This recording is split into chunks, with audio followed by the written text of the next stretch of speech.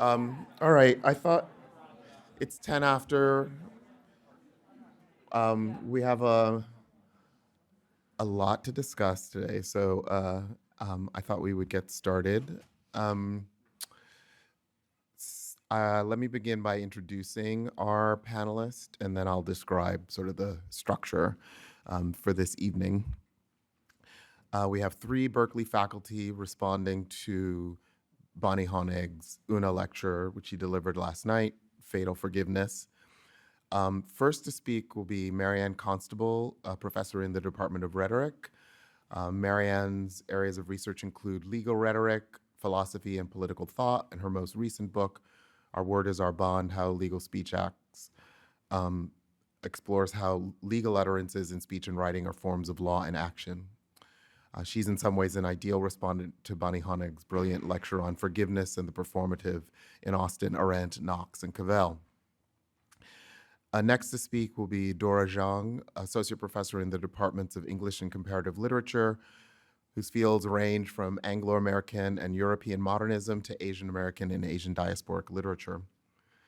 Dora's first book, Strange Likeness, Description and the Modernist Novel, was published by the University of Chicago Press in 2020. I conscripted Dora as a respondent on this panel because I heard her name drop Bonnie and Bonnie's book, A Feminist Theory of Refusal, on a podcast. Think about it. Dora and Uli Baer were discussing Dora's phenomenal course. I think it's called The Good Life. It's called The Good Life, yeah. And then third, I hesitate to say last, Mario Teló, a professor in the departments of Rhetoric, Comparative Literature, and Ancient Greek and Roman Studies. Mario is the author of numerous books, most recently Greek Tragedy in a Global Crisis, Reading Through Pandemic Times. And in 2 weeks, 2 weeks from tomorrow, on Wednesday, November 29th, the Townsend Center will be hosting a book chat on that new publication between Mario and Debarty Sanyal, professor of French and director of the Center for Interdisciplinary Critical Inquiry. So for this evening, our 3 faculty will speak. First, Marianne, then Dora, then Mario. Each will speak for about 15 or 20 minutes. Then Bonnie will take a few minutes to respond to the whole group. If things work out the way we plan, that at approximately 6:30, we'll open up the event to questions from the audience. And we hope to be done, well, we actually have to be done by 7 o'clock when we have to vacate the room. So, Marianne, you want to go first?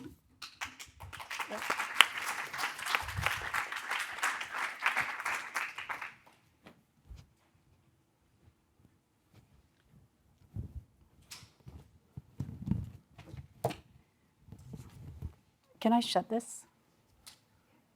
Okay.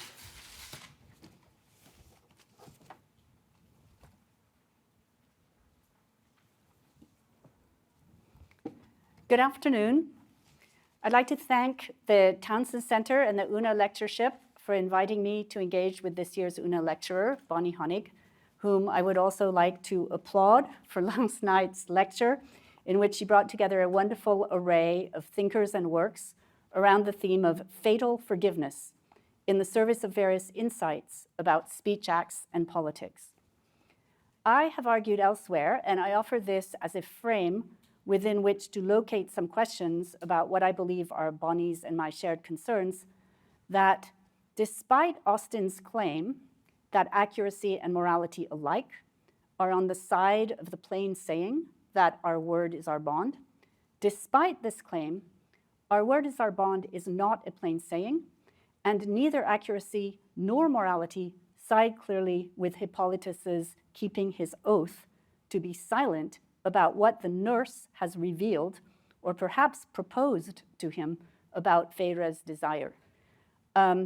Just because I talked to a couple of students last night after the talk, I wonder if some of you would like a very quick synopsis of the play. Would anyone like that? Yeah, some people are nodding. So I'm just going to read you really quickly what the synopsis is so that you can follow. The play opens with Aphrodite, the goddess of love, marriage, and procreation, declaring that she will punish Hippolytus the son of Theseus, for not paying proper respect to her. She announces that she has made Phaedra, who is Theseus's wife and Hippolytus' stepmother, fall in love with her. Aphrodite will cause this to become known to Theseus, who will, through the curses that the god Poseidon has granted him, kill his son. Aphrodite declares that she shall now show you the truth of these words. Upon Hippolytus's return from the hunt, he indeed pays homage to the virgin goddess of the chase, Artemis, but disdainfully refuses, despite his old servant's urging, to honor Aphrodite with the appropriate salutations. And then here we have the first reference to forgiveness when, as he goes in, the servant asks Aphrodite to forgive Hippolytus because he is young, etc., and doesn't know what he's supposed to be doing, supposedly. The play then unfolds as Aphrodite has predicted. And Phaedra decides, because she is so ashamed, that she's going to commit suicide. She's been wasting away. But the nurse gets her secret out of her and says, let me take care of things. So at a key moment, Phaedra, who has confided her secret to her nurse, but apparently doesn't understand what it is the nurse is about to do, overhears Hippolytus proclaiming to the nurse what vile things she has just heard. The nurse shushes him and begs him to keep his oath, presumably to remain silent. And then here we have a second reference to forgiveness, where the nurse asks Hippolytus if he'll forgive Phaedra. And instead what we get is the rant that Bonnie told us about the last time about women.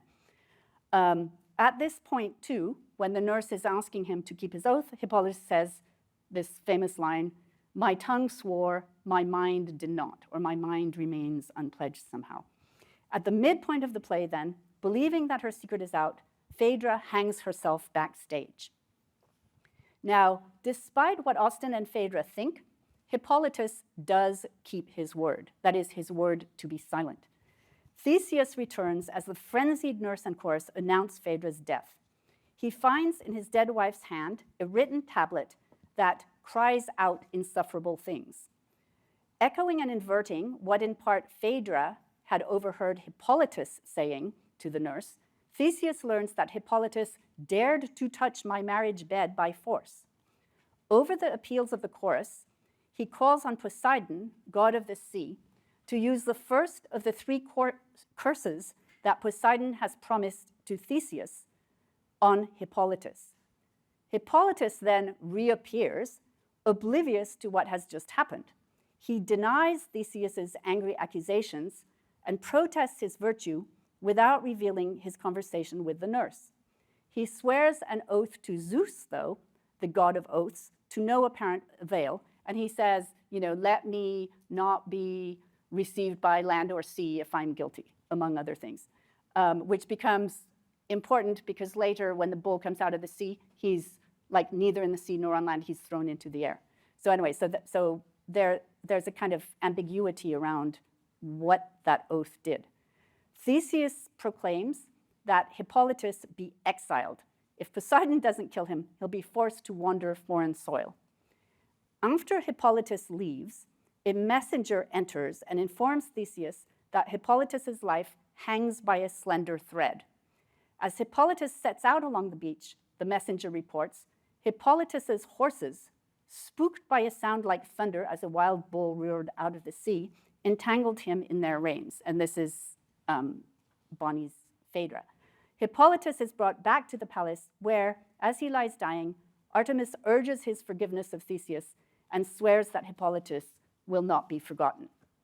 So, as I was saying, to get back to my point, if Hippolytus had spoken, he might have accurately refuted Phaedra's lies to Theseus, accusing him of raping her, and he might have morally defended himself from the false accusation that ultimately leads to his exile and death. So if Honig hints that Hippolytus is a present-day oathkeeper, I think Phaedra gives the Me Too movement a bad name. Hippolytus's oath to be silent, his word, like all of our language, binds in rather complicated ways that are not plainly accurate nor moral. I said might when I said he might have accurately refuted Phaedra, et cetera, because as J.L. Austin recognized, even if Hippolytus had spoken, his words, again like ours, are quite susceptible to going wrong in many ways. In the Hippolytus, words go wrong, not so much because they're false as such. Only Phaedras are false, and those somewhat significantly in another context are written.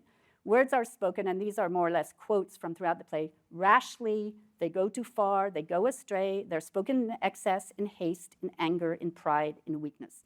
They both hide and reveal. Fine words hide what is not fine, destroying well-governed cities, while others reveal shameful things that should stay hidden. There's no assurance that speech reveals truth, nor that any truth that speech reveals is going to be a happy one. Words foretell woe. They show the unendurable, the insufferable, even the unspeakable. Moreover, words are concealed by many, including Hippolytus and the chorus of married women. They're not said by those who should speak them, Hippolytus to Aphrodite. They're spoken by those who claim to prefer silence, Phaedra to the nurse. They're told to those who should not hear them by those who should not speak, the nurse to Hippolytus. They're heard by those for whom they are not intended, Phaedra. They're misunderstood and misheard, Phaedra of Hippolytus, Theseus and Hippolytus one another, et cetera, et cetera. So human utterances are, in Austin's words, unhappy as acts, unsuccessful as speech, and infelicitous as performances.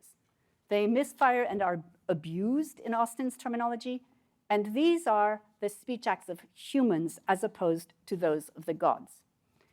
If a counterfactual Hippolytus had spoken out accurately and morally, we would, of course, not have had this play, which Honig has very cleverly reinterpreted, first through a convincing linkage of Phaedra with the bull that thwarts that other one of Hippolytus's oaths to Zeus, and second, through a rereading of the play Hippolytus in the genre of film noir. I'm actually less interested in those interpretations, though, than in Honig's conjunction, one might say, of the speech acts of the non-queered and yet also non-binary Austin with Arendtian political action, and with what I'm interested in what that conjunction offers through the Hippolytus for understanding freedom, action, and forgiveness. I'll begin with the dynamism and desire in Austinian speech acts. I'll move on to the unpredictability and irreversibility of human action, a la Arendt, trusting you all to relate this back to the Hippolytus now that I've already given you the synopsis, before raising some questions about what the Hippolytus within this Austinian Arendtian frame offers regarding politics. So first, Austin emphasizes that freedom is but one dimension in which to assess action, just as for him, truth is but one dimension in which to assess assertions.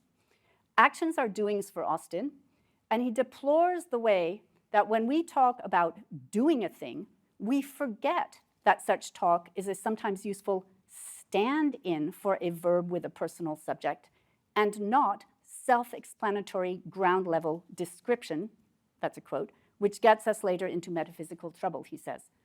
Austin's attention to doing words as stand-ins for verbs or verbing is important because it gets to the action or movement in how to do things with words. Austin begins by distinguishing two kinds of statements or nouns, constitutive and performative. And I was going to use the board, but it's so far away, I'm not going to. So constitutive and performative statements are two different kinds of statements or nouns. The former report, describe, explain, and so forth. The latter do something in their being said. A promise, a marriage, a bet, a forgiveness.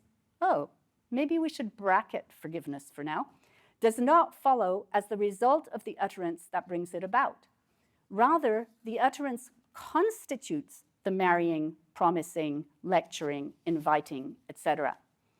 Such an utterance or uttering is best, or most interestingly understood, not as the noun it results in, but rather as an activity or doing, as the very verbing that is the marrying, betting, promising, inviting, and even the stating, reporting, explaining of what were the constitutive statements.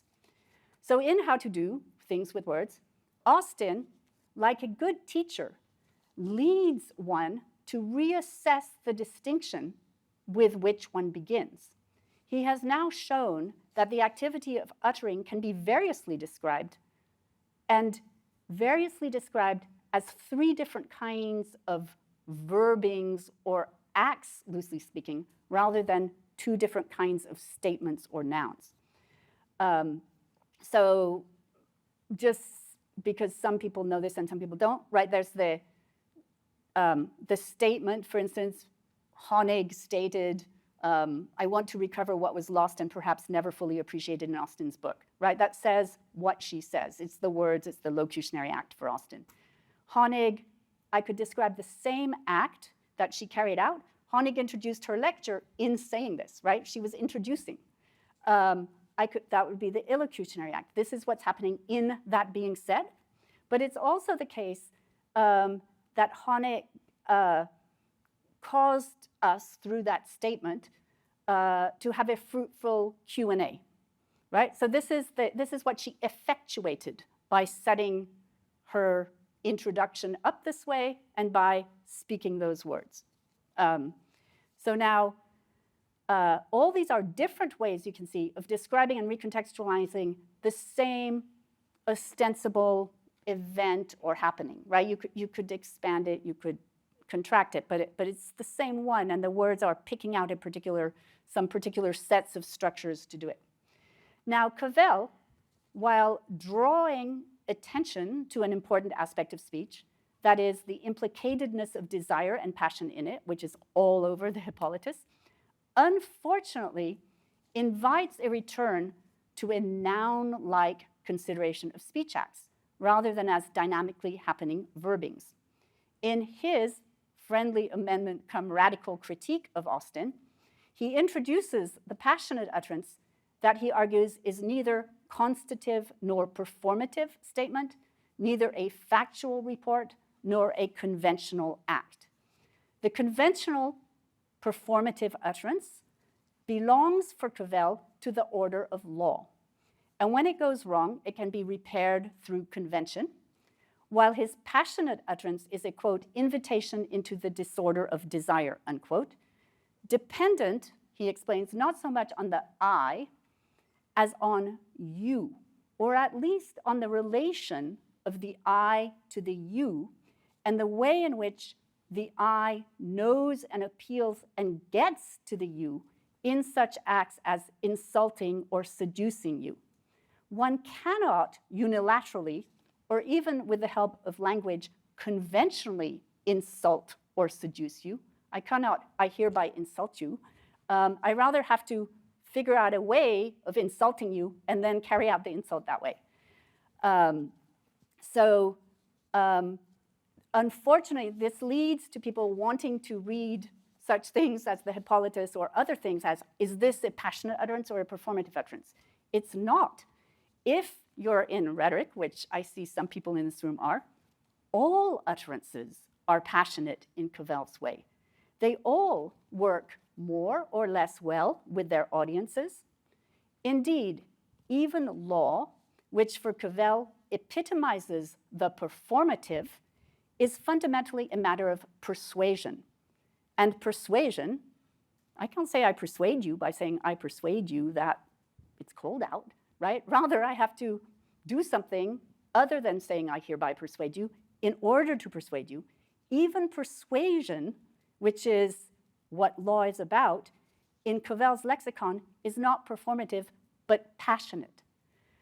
So desire, in some ways, underlies all dynamic acts that, in being uttered and said and heard, involve others and their relations, and all of them,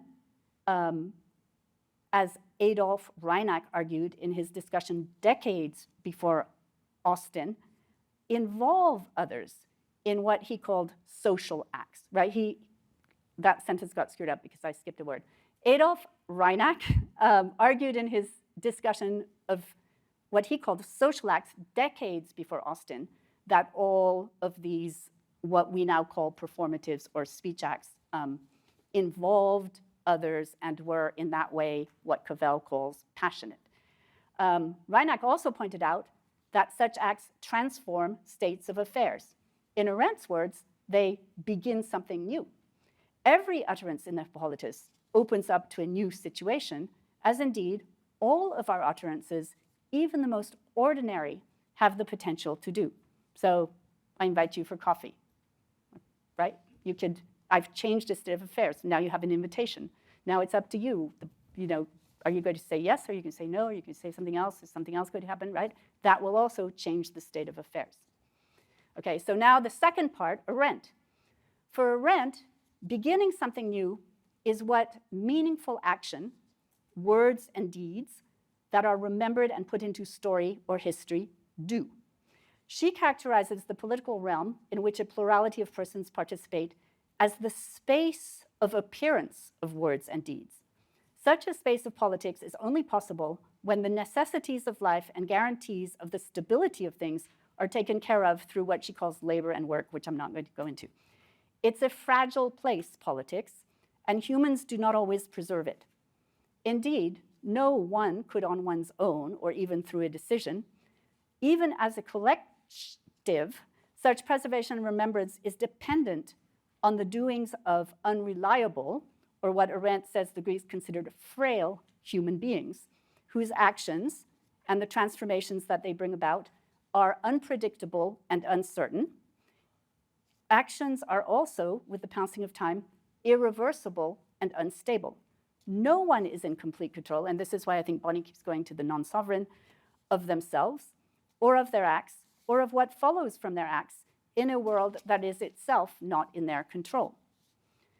For this reason, argues Arendt, one needs promises to offer islands of stability and certainty in a sea of unpredictability, and one needs forgiveness to offset the irreversibility of acts whose consequences are too great to bear, and the very thought of which might otherwise doom or paralyze us, deterring us from entering into action of any sort.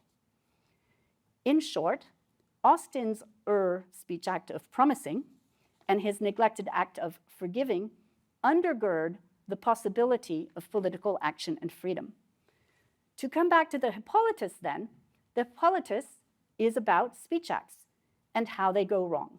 As acts, they go wrong, duress. As speech, they go wrong, they're misheard, misunderstood. As performatives or as speech acts, they are infelicitous in the variety of ways that I'm not going to go through that Austin talks about. It's not really, the Hippolytus is not really about forgiveness, as Honig argues, or at least not about forgiveness as Knox thinks, I agree, but it is about how speech acts, including forgiveness, go wrong. That said, we come to a set of questions. I can't see where I am on my timer. Almost done. We have Austin and Hippolytus on speech acts. We have Austin and Arendt on speech acts in politics, but we have yet to see how the Hippolytus and or its brand of fatal forgiveness relates to politics a la Arendt.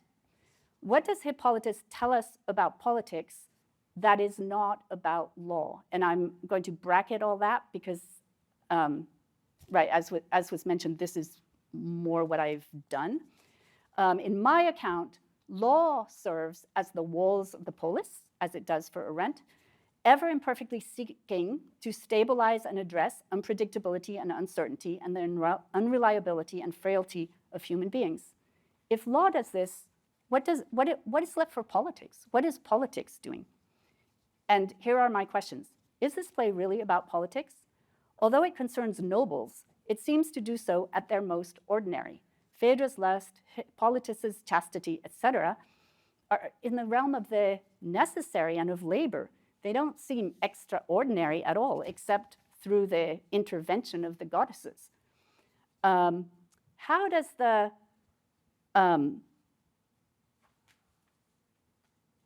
Hippolytus end? Beyond, as the chorus suggests, through further cycles of tears and grief. And if you know Arendt, you know that cycles come not with the political, but with the sort of earlier realm outside the political of labor. How does the supposedly protracted agon at the end of the Hippolytus, between Hippolytus and Theseus, not just the trial, tell us about forgiveness, besides that it too, like speech acts, can go wrong in a multiplicity of ways? There seem to be different words used at the end of the Hippolytus for forgiveness: release, letting go, freeing from, unbinding, and so forth. Okay, I'm going to get this wrong. The Greek syngnome for forgiveness, okay, I can say it in Greek, not in English, seems to suggest a coming together, a common knowledge, or possibly law. Nome? I don't know. I couldn't figure it out. Could it be that the thrice polluted Theseus of bloody hand, hasty tongue, and closed mind, and Hippolytus, the chaste, have come to an understanding that their fates are not their own, and in their shared knowledge of Aphrodite's role, enact a rapprochement that one hesitates to consider forgiveness because it's not a complete or idealized atonement or at-one-ment. Only the speech acts of the gods, though, are seamlessly felicitous, happy, and successful, right? This is why they're caught in a chain of revenge, right? So what is it that is going on there? Does the fact outside of the Hippolytus that we don't speak of a forgiving in the same way that we speak of a promise, a marriage, an insult, a claim, itself say something about the type of speech act that is forgiving, that we are not clear about the specificity or the instance of it that we need? And this is actually my transition to the next speaker, who will be speaking about forgiveness.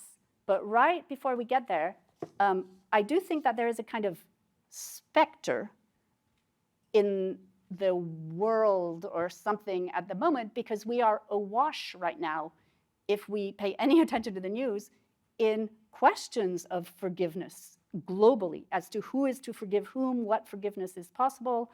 And it seems like these acts, unlike Theseus's, are not past. Does that mean that if it's not past, we can't have forgiveness? They're still in the present? And if they're in the present and they're not past and we don't have forgiveness, does this mean that we don't have politics? Are our changing public spaces of performances, like everything that goes on in the internet, indicative or analogous to changes in the meaning of politics today? Is this why we might turn to the Hippolytus as a different kind of space of appearance for words and deeds, even though they may no longer be political?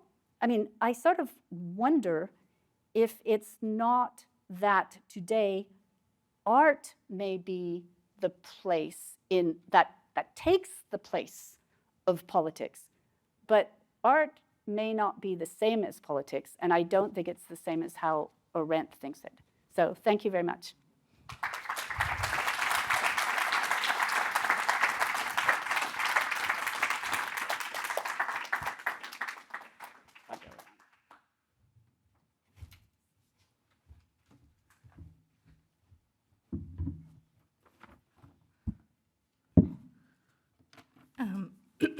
Just have to do the bringing down the mic at every podium. So thanks so much first to Bonnie for this very rich and generative talk, and to Stephen for organizing this event, and inviting me to be a respondent, and also Rebecca and Michaela, everyone else at the Townsend Center who put this event together. I know it's just a ton of work to put together events, so I want to acknowledge that. And thanks, Marianne, for the segue. I feel like I'm really the lay person on this panel. I'm happy to be the lay person on this panel, so my response is very much in that spirit. My remarks are going to be organized around three sort of sets of clusters of questions, comments that are all directed at probing the concept of forgiveness and the problem of forgiveness. So to begin, I wonder if we need to just anatomize a couple of different models or versions of forgiveness that Bonnie's given us. And I should also say a lot of what I'm going to say actually already came up in the Q&A last night. I didn't have time to come up with something new, and it's also not bad to have more time to spend on these questions. So, and I think this question did come up, sort of whether there are different models or different versions of forgiveness at play. And Bonnie used the terms in the Q&A last night of of a kind of moral and a demoralized version. She characterized Arendt's version of forgiveness as demoralized. So maybe we can call them kind of the moral version and the demoralized version. And the moral version would be the one that's described by Maisha Cherry in her kind of ordinary language, inspired moral philosophical account. And then the demoralized one is Arendt's. So Bonnie invokes Cherry's discussion of a failed forgiveness as a form of what Cherry calls superficial repair, that is, repair in appearance only, and as this is a forgiveness that's extracted unwillingly from victims and used by the powerful as a technique of domination and coercion. So that's what's at stake in Bonnie's against the grain reading of the final scene of the Hippolytus, where Theseus presses his son for a verbal release from guilt. So when Hippolytus says, "I free you from the guilt of my death," and Theseus actually says, kind of verifies, he says, "What are you saying? Are you releasing me from the curse of bloodshed?" And so there, Theseus seeks his forgiveness with a verbal precision that would make an ordinary language philosopher or a lawyer proud. And I'm also thinking of the trial scene in Leave Her to Heaven here as well. He's like, what is this? Is like, let's nail down the language. Like, what exactly are you saying? But for Cherry, as Bonnie notes, this violates one of the norms of forgiveness, that it be granted voluntarily and only when the victim is ready. So, and this is, and I quote this from an earlier version of the paper, that this is, Bonnie says, nothing like the forgiveness that Arendt thought was the necessary partner to promising.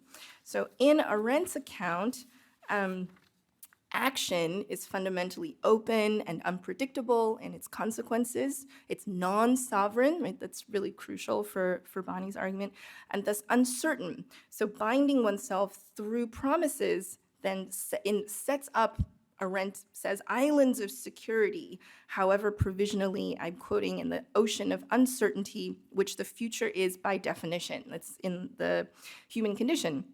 But promising has, and as its pendulum, forgiveness, the only possible redemption from, and I quote again, the predicament of irreversibility, of being able to undo what one has done, though one did not and could not have known what he was doing, end quote. So this is, again, the aspect of non-sovereignty that Arendt recognized, where Austen did not, or at least not explicitly in Bonnie's account. And for Arendt, there has to be this kind of constant background hum of forgiveness alongside promising as we act with and alongside others. So my first question is about the relationship between these two accounts of forgiveness. Cherry's, it's called normative analytical version or moral, and Arendt's, phenomenological one. Are they different varieties of the same thing? Perhaps happy and unhappy instances, to use Austen's terms, which Marianne also just laid out for us. Right? I was thinking, are they, is this just an abuse? That's one of Austen's infelicities. So is one just a failed version of the other, or are they different things entirely?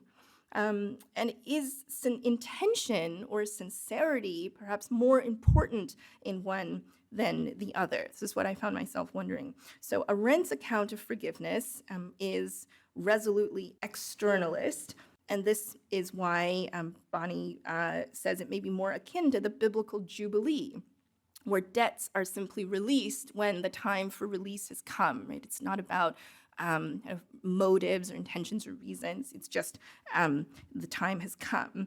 And the kinds of actions that Arendt describes needing forgiveness for seem to be the mistakes and trespasses of daily life caused by our ordinary fallibilities and limits, right? The fact that we can't foresee or control the consequences of our actions.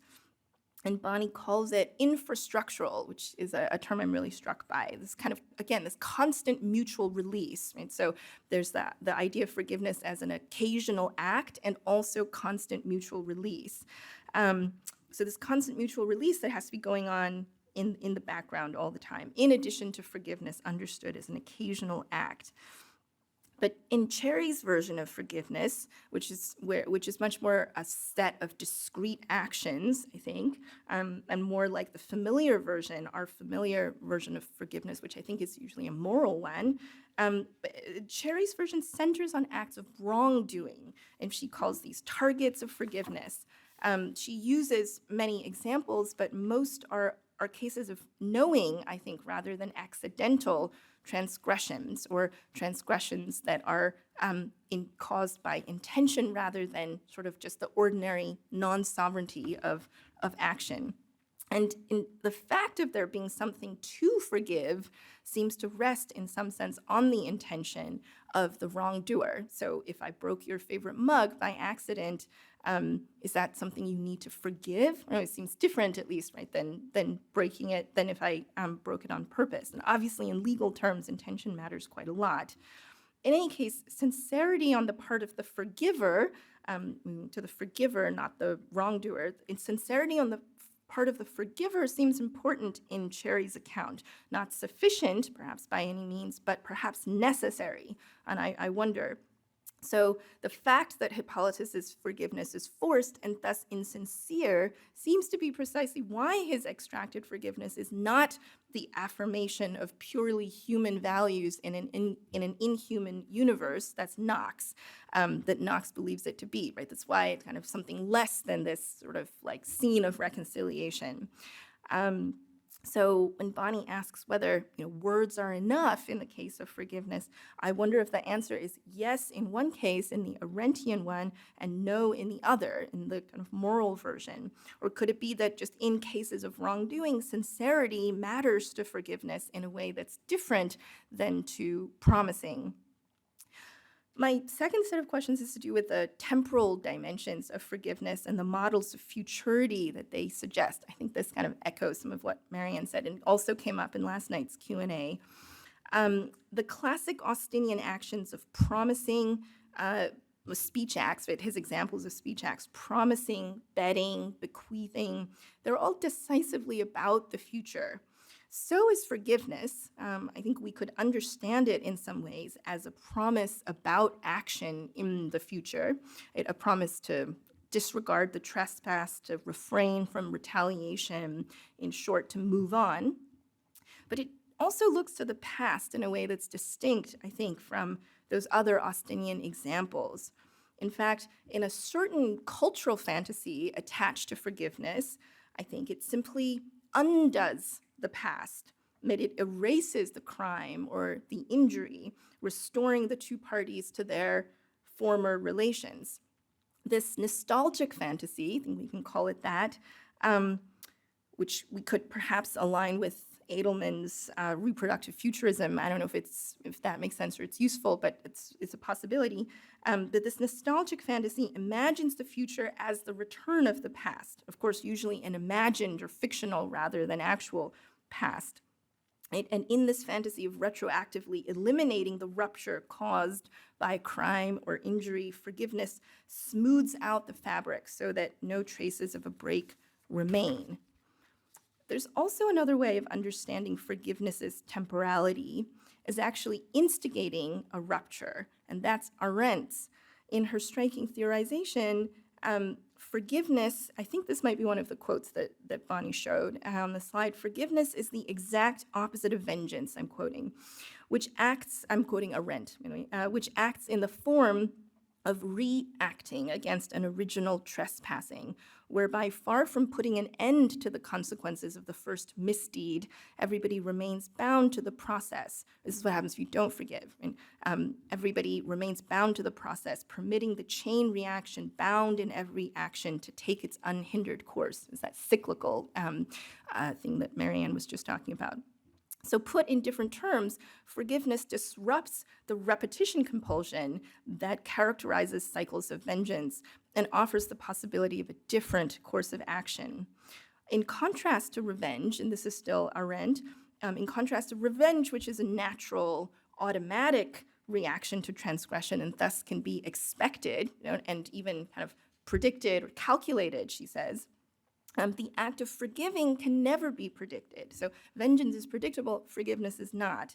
Forgiving, in other words, this is Arendt, is the only reaction which does not merely react, but acts anew and unexpectedly, unconditioned by the act which provoked it, and therefore freeing it from its consequences, both the one who forgives and the one who is forgiven, end quote. That's from The Human Condition.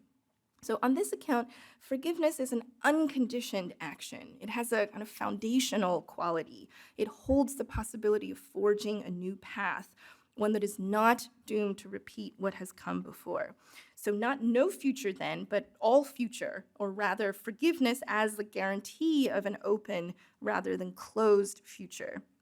As Bonnie observes, Hippolytus's forgiveness is also failed or fatal on this, for this reason, because it's part of the cycle of vengeance and retribution between Artemis and Aphrodite, so it fails to forge a new path.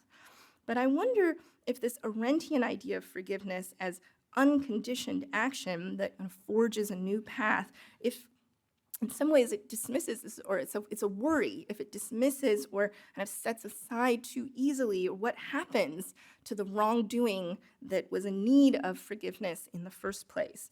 Is this vision of an open future one that doesn't preserve enough or risks not preserving enough the memory and the history of past wrongs, or one that isn't riven enough by the past?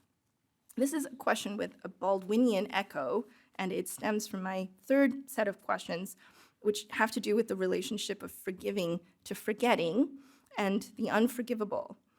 If forgiveness helps us move past the cycle of retribution, this is, among other reasons, why it is a political action. Indeed, the classicist Nicole Leroux observes that politics starts where vengeance stops, and Bonnie cites this.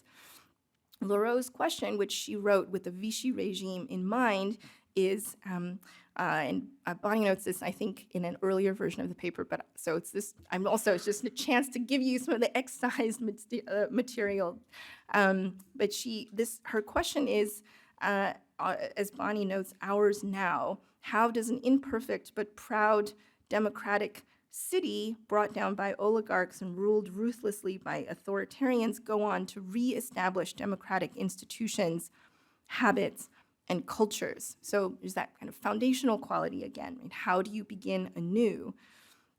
In Leroux's account of 5th century Athens, what was required was force and then an oath of forgetting.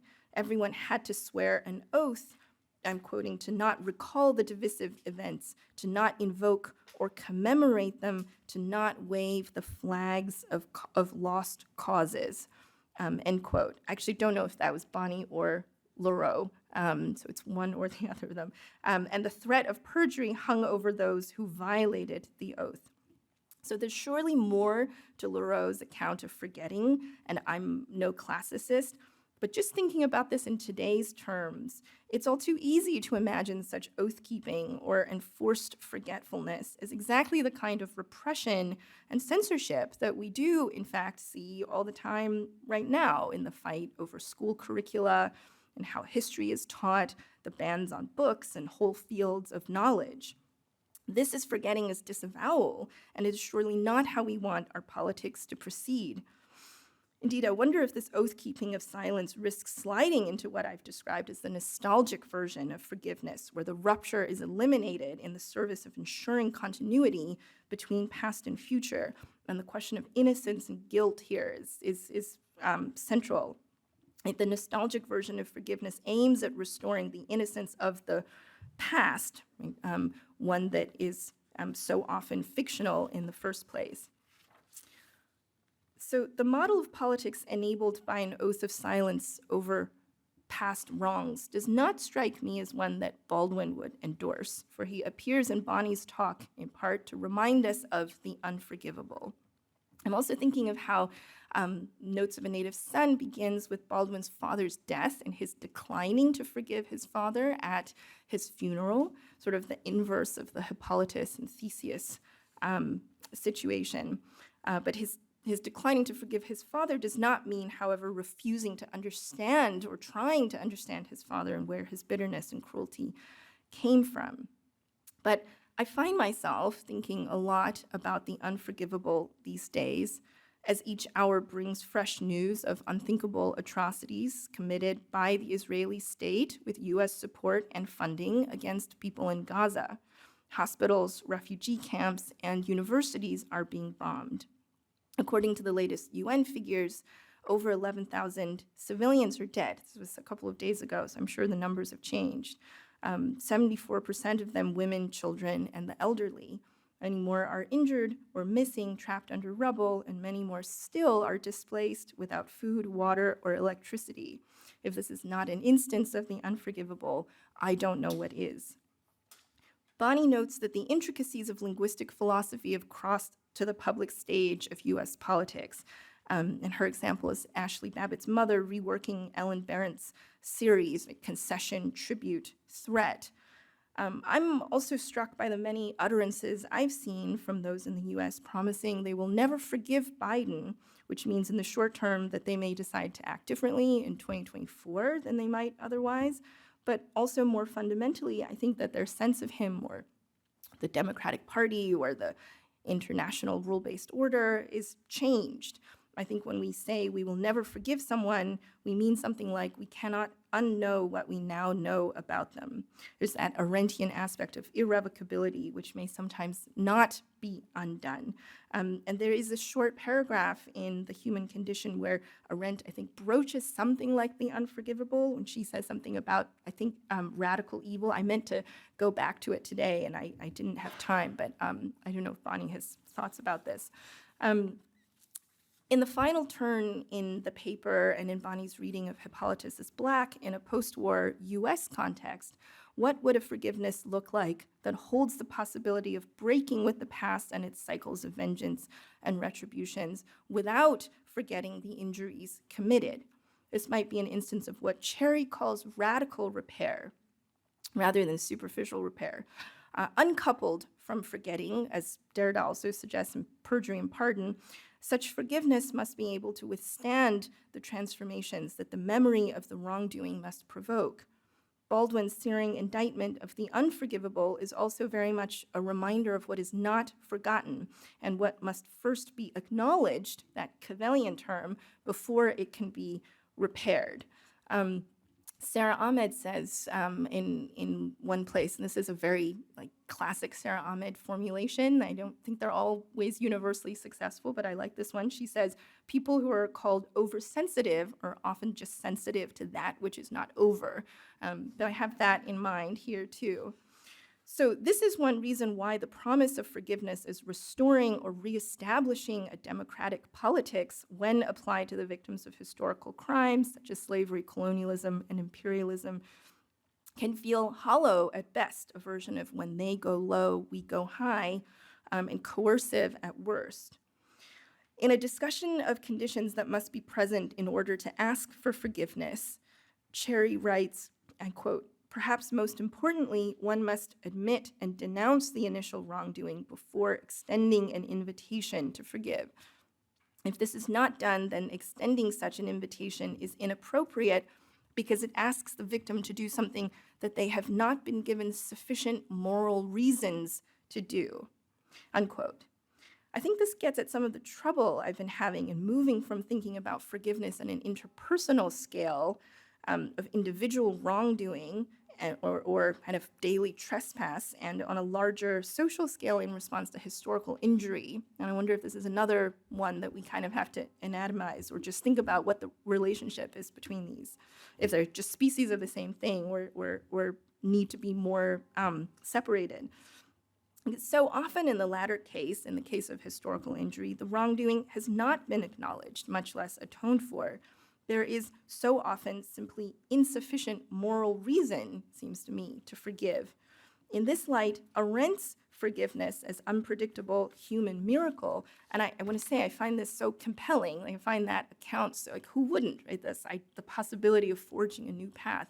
It's so compelling, but I think in a certain sense, the idea of forgiveness as this unpredictable human miracle risks becoming not a de fictio, but a deus ex machina. We may not need intention, but we may still need reasons. Thank you.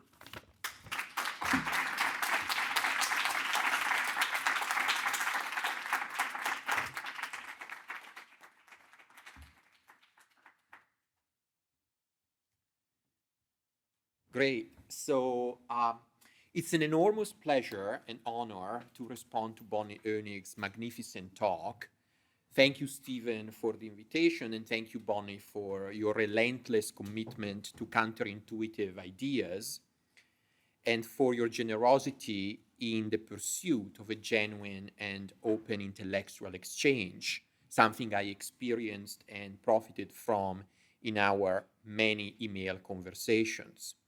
In both Antigone Interrupted and the Feminist Theory of Refusal, in which that theory of refusal takes the shape of a new exciting reading of Euripides' Bacchae, Bonnie has shown us the potentialities of reading with, alongside, and against great tragedy, of engaging with its inexhaustible, fruitfully elusive untimeliness, and thus of treating it not just as a powerful echo chamber of the predicaments that we are trapped in, but also as an archive of possibilities for reimagining the social.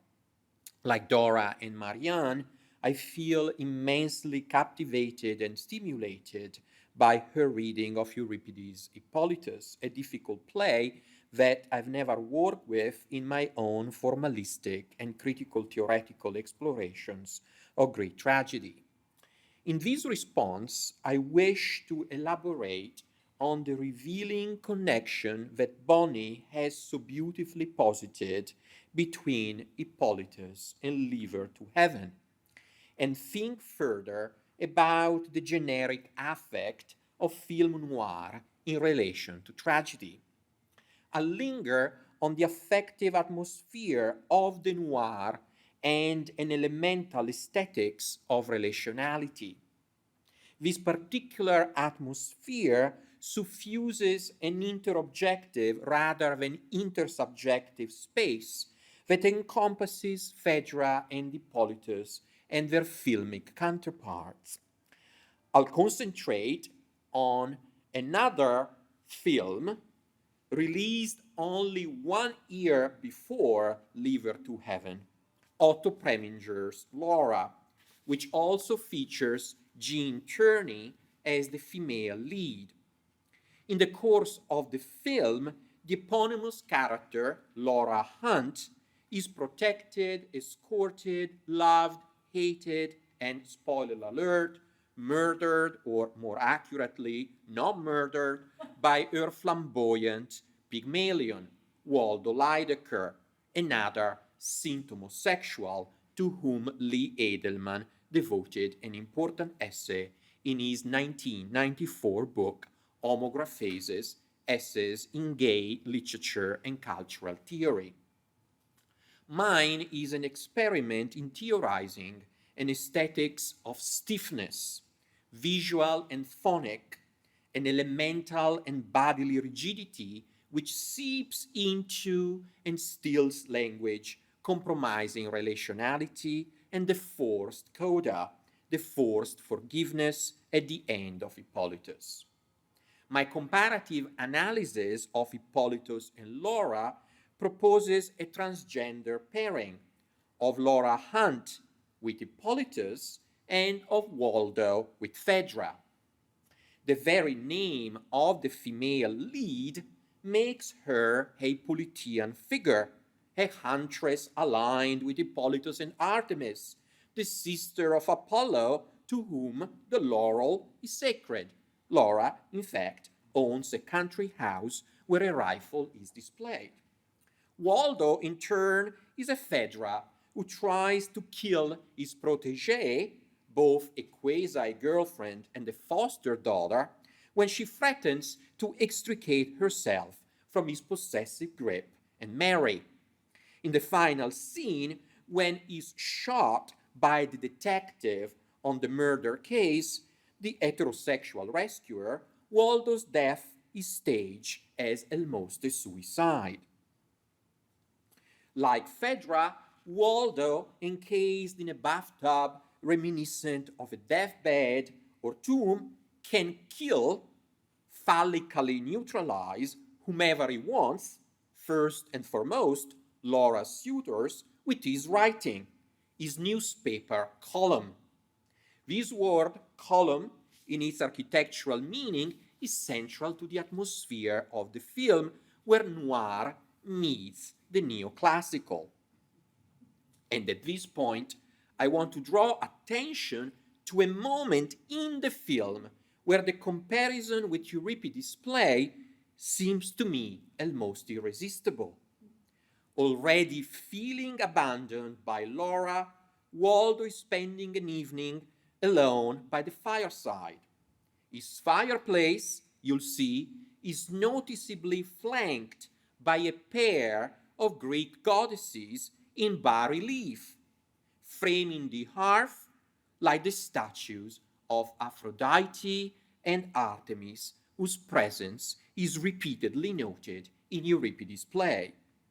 We can say that the goddesses who bookend the play, appearing at the beginning and at the end, are synchronically present through their statues, framing and surveying the fiery middle that we call the plot. But the plot thickens if we consider that Preminger's film is bookended by two other statuesque objects, the identical grandfather clocks in Waldo's and Laura's apartments that we see at the beginning and at the end of the film. Waldo's clock is queerly Aphroditean, as suggested by the phallic innuendo. I noted that his attention was fixed upon my clock, while Laura's can be seen as Artemidean. The clock's defacement, its brokenness as a result of the final shooting, figures the defacement of the woman whom Waldo had shot in the face, thinking she was Laura.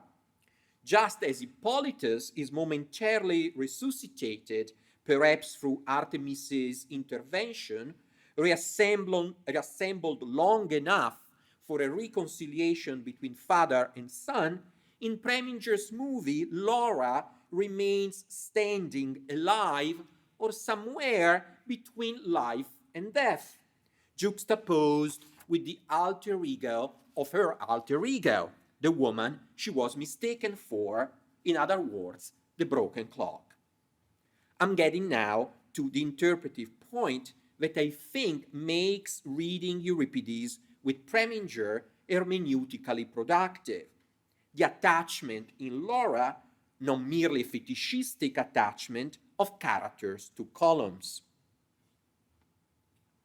We see them positioned between actors, filling the space of in-betweenness that affect theory has taught us to identify with relationality. They are structures that infuse space with their uprightness, with their stiff verticality. They are hindrances that arrest relationality or stall it. This is the consequence of their contagious power, of the assimilative force that they exert on the characters, typical film noir figures wearing stiff clothes and hats with sharp edges, their coiffures seamlessly held in place by pomade, hairspray, and pins. Consider the eavesdropping scene with Waldo peeking in on Laura, one that we could juxtapose with the first known eavesdropping scene in Western theater. Phaedra hidden behind the door while the nurse discloses to Hippolytus the scandalous truth of his stepmother's infatuation. The eavesdropping scene in the film visually takes the shape of an intimate closeness or bond with the door, a proximity that I would characterize as assimilative. Speaking of proximity, see these stills in which first the detective played by Dana Andrews replicates the bodily and spatial orientation of the statue, the grandfather clock, the door, and the pilaster, and then shares in the verticality of a column like the column that escorts or duplicates Waldo into other stills. In the second one, the column that separates Waldo from Laura as she dances with her suitor, Shelby Carpenter, played by Vincent Price, is the marmoreal version of his stiff drink. Against this background, the stiff back posture of Laura's aunt, played by Judith Anderson, can be read as the effect of a becoming statue, which, as I will argue, is an ontological and relational aspect of Euripides' play, where not just the goddesses, but their statues, their terrestrial materializations, affect the movements of human flesh and language.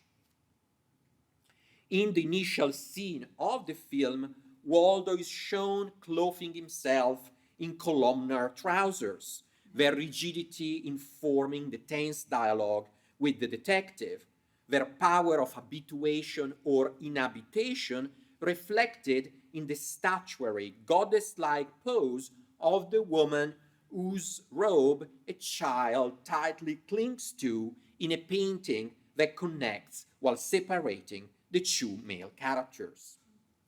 Waldo's uprightness almost assimilates him to the New York skyscrapers, which surround or once again encase him in another scene.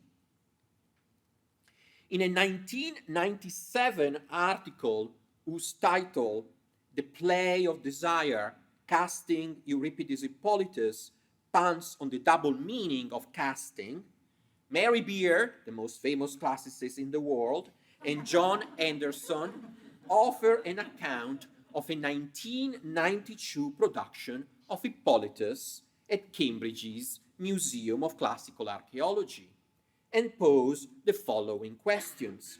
Quote, what happens when the casts become a cast?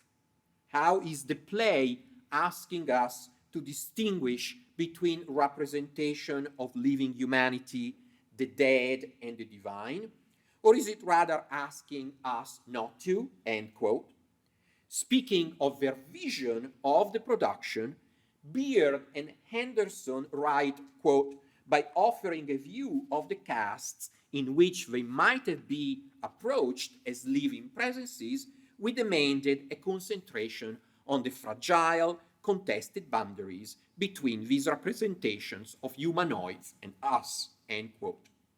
My point, however, does not concern dramaturgical choice, but rather the impossible relationality of Hippolytus, misunderstandings, secrets, oaths, people unable to speak to each other or refusing to do so.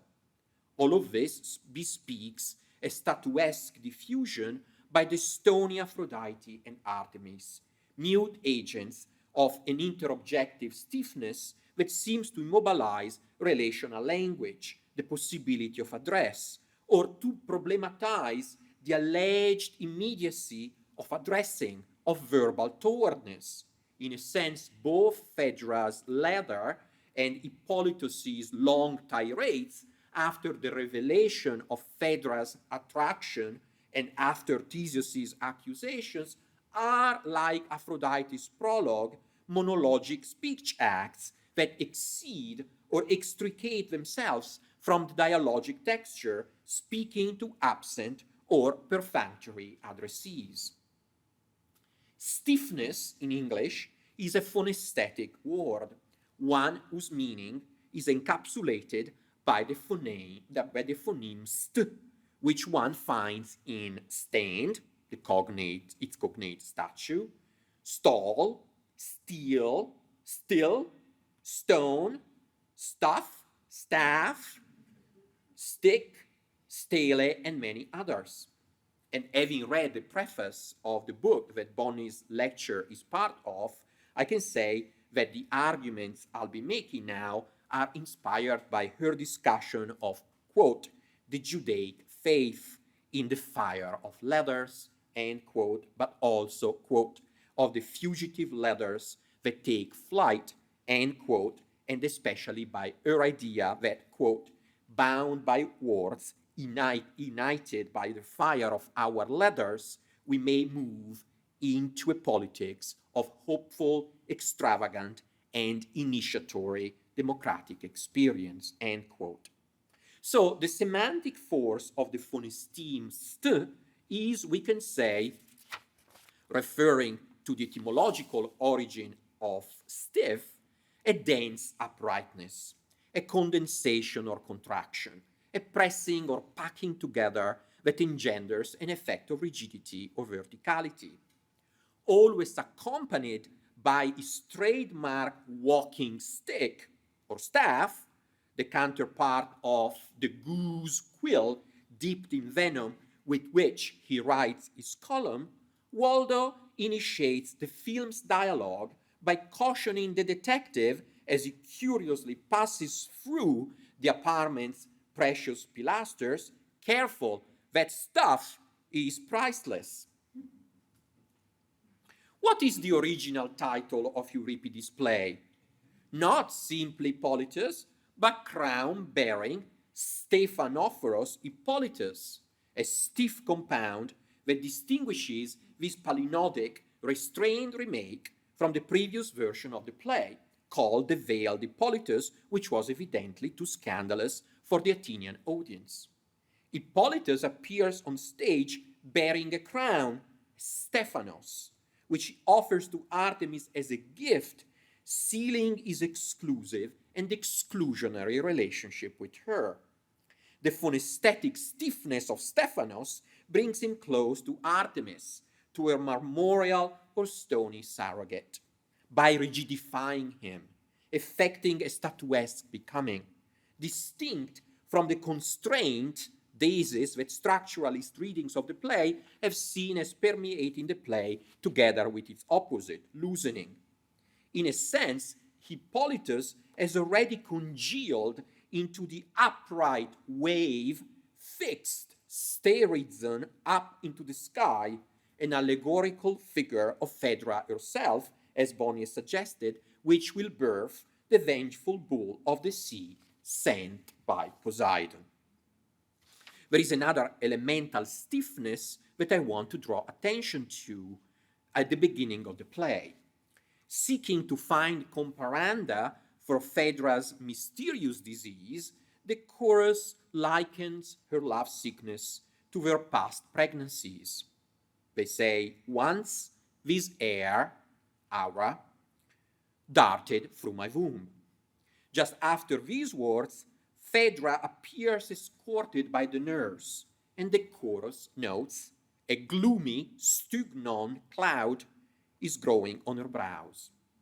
A mass of condensed air, which we can read as an aerial Aphrodite, an atmospheric desire, is stiffening Phaedra, not only making her incapable of standing, but generating the affective uprightness or uptightness, a becoming statue, that causes her, at least initially, to hide her feelings.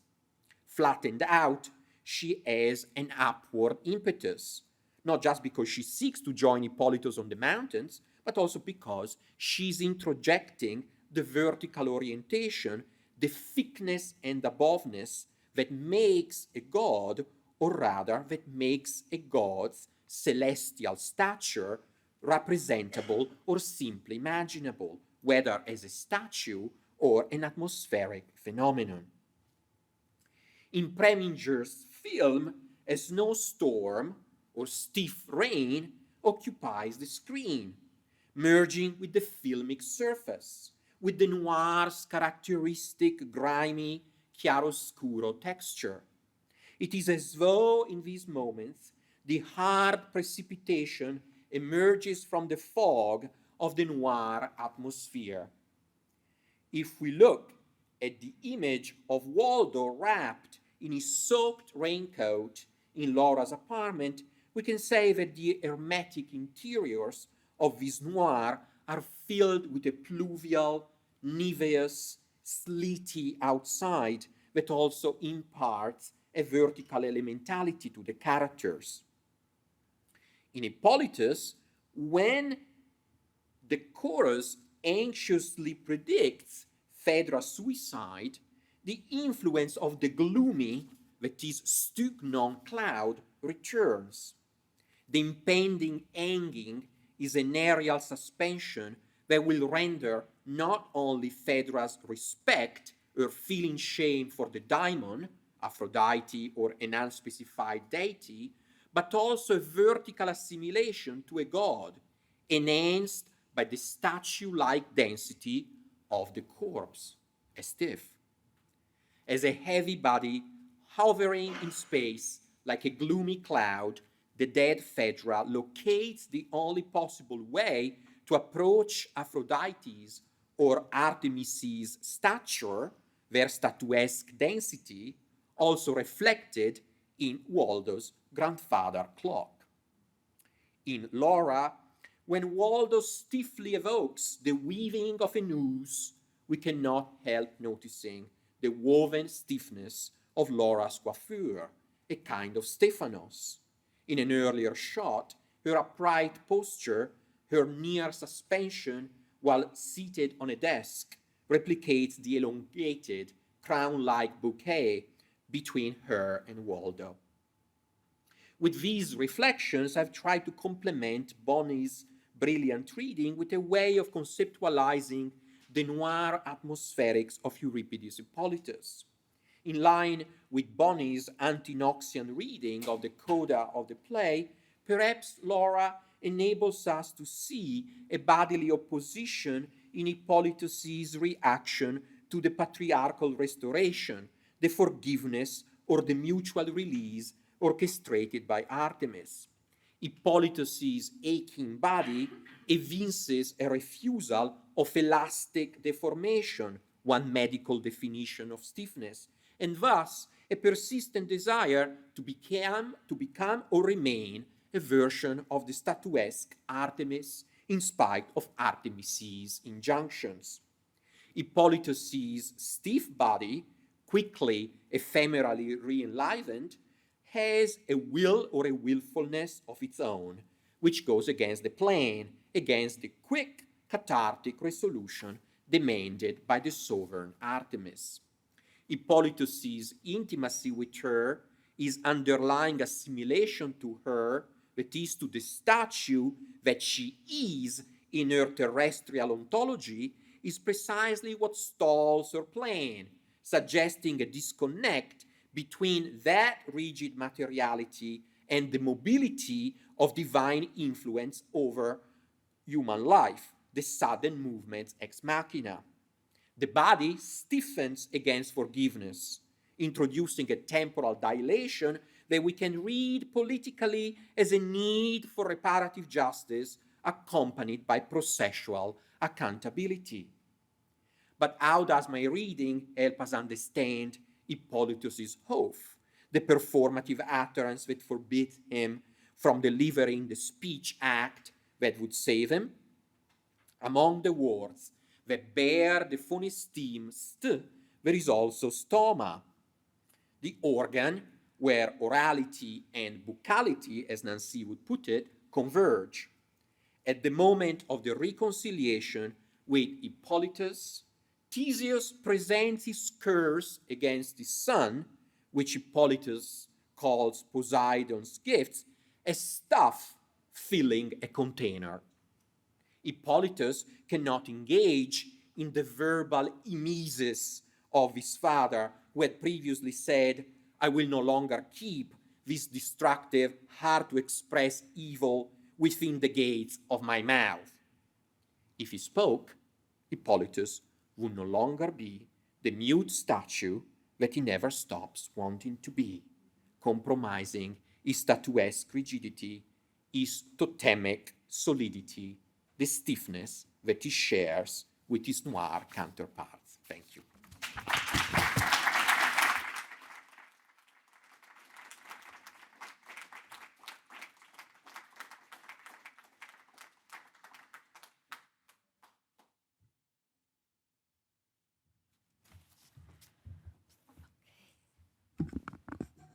Okay, should I go? So what, just to remind you all, we thought I would briefly respond to just a couple of points that people have brought up, and then I would continue responding in connection with questions that people might want to raise from the audience. And I think, I know there's a lot to cover. But I think I have a good sense of what I'd like to do. Okay, so for the first thing I'd like to do, of course, is to thank these three very generous readers for taking time that nobody has to engage with this work, and they put up with a couple of drafts as well, and to thank them for engaging so genuinely. So thanks to all three of you for that. Not to be taken for granted when it goes like this. So the comments have been quite serious, and people have brought their own specializations to bear, and I'm sure the work will end up being better for it. I want to start by adding another ST word. You have a term for it, but I can't hold on to it. Which I just thought of actually while you were talking, Mario. So I'm going to work backwards. And that is the word stiff actually means a dead person in noir. I don't know if you said that. Yes, yeah, a stiff. But yeah. a stiff is a dead person. And I thought, okay, well, one way it invited me to think somehow, to listening to your talk today, invited me to think about all the ways in which Laura in the film Laura, who you've beautifully described as both Laurel and Hunt, and that worked really well. It started making me think I picked the wrong film. But it's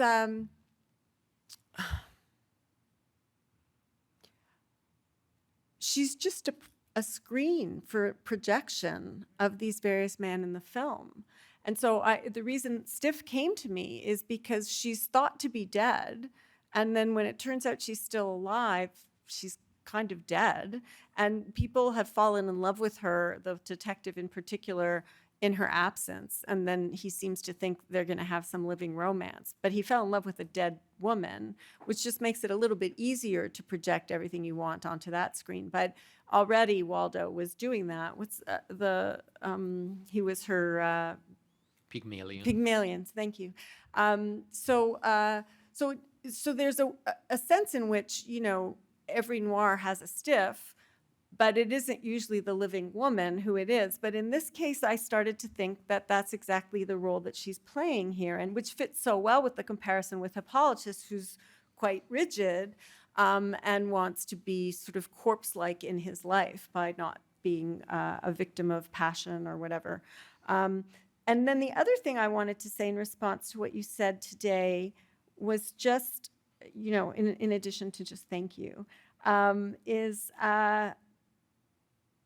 I just want to emphasize this. She doesn't exist as a separate person, right? She doesn't have the separateness of person that would enable true relationality to occur, right? And so in that sense, she's also a stiff.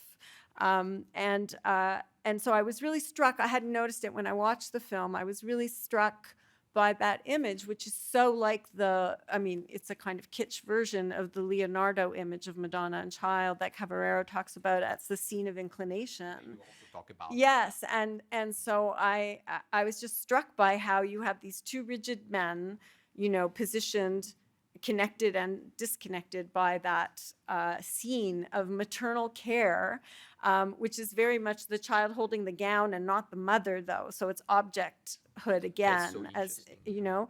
And so I just thought, this is an it's the vertical orientation of the films that you've identified so well running throughout the film is anti-inclinational. And then we have the picture on the wall that is about the relationality that noir denies. So it's kind of there so that you can see that it's not going to be there. It's not going to be allowed. Picture, Yes, yeah. it's in the picture. It's framed, which is another noir word, of course, as well. So again, just to be thinking with you about that. Okay, let's see. So now I said I wouldn't talk too long, so I'm going to try not to do that. So just for, it's hard to keep track of all these notes. Dora, thank you so much for your comments. I really appreciated the way that you homed in on the importance of an alternative to vengeance. And I think this was also an important point of connection with Marianne, because normally we do think that Arendt's view of labor and work, labor is where process happens, work is where the rectilinear occurs, the creation of a product, and action is inaugural. But there is a process-like character to action, which is what I described yesterday as throwing a stone in the pond of the world, and then these ripples go out. And it's all going to be process-like unless we then act again in forgiveness or in a new promise or something else. So there's a way in which, and then the other thing I'll say also is I think there's something about the language of forgiveness that makes this happen. But I just want to emphasize how important it is when we're talking about Arendt and speech acts that we're talking about action in concert with others as separate persons in conditions of plurality and equality, and on behalf of their furtherance, because it's never a full achievement. And there is something, I think, about the language of forgiveness that Arendt is both adopting but also trying to work against so that it doesn't go back. That's what I'm calling the demoralizing push in her, is partly you have to demoralize it if it's going to be a way for people to act in concert. If it's moral, it's very much about, well, should I or shouldn't I forgive this wrong? Is this person sincere when they say they're sorry? You enter into a different kind of calculation.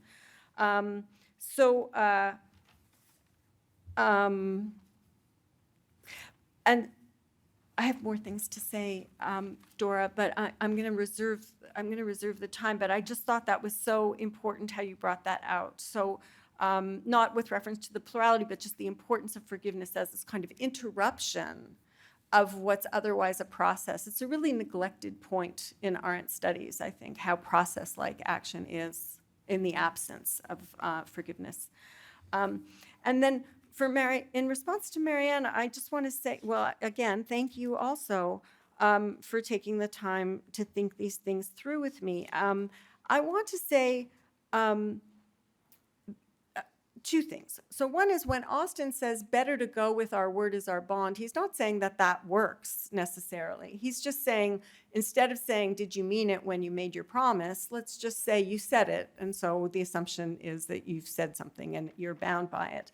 And the reason that that's important, given everything else that Marianne said, is because the Hippolytus, at least, there's a book written about the play called The Noose of Words, which is a line from the play by Barbara Goff. And there are a lot of things that are said and that go wrong and don't land right or whatever in all the ways that Marianne described. But it's also the case that whatever's happening with words is feeling like it's creating a kind of web or noose that people cannot break out of, that words have a kind of fatality.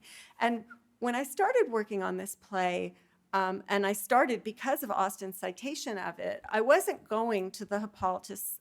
Marianne was asking, like, how do you think you're going to find politics in the Hippolytus? I'm not going to the Hippolytus to find politics. But I am trying to bring a kind of set of political considerations to the Hippolytus that are not there in the reception of the play as I understand that reception so far.